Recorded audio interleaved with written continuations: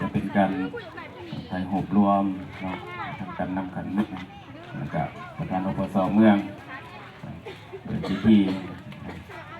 ในงานบุญประจำปีสำนักสงฆ์ประจำในโศกไส้นาห้วยไหลเนาะแต่จะเล่นพรทางกับดูบนได้เป็นลันของ9 บาท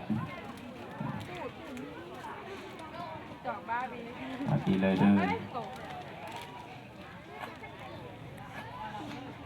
1 2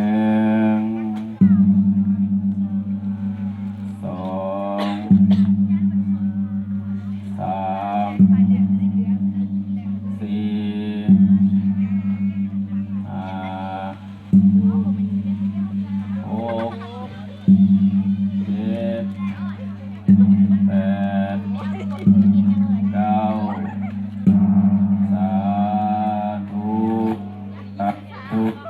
สาธุ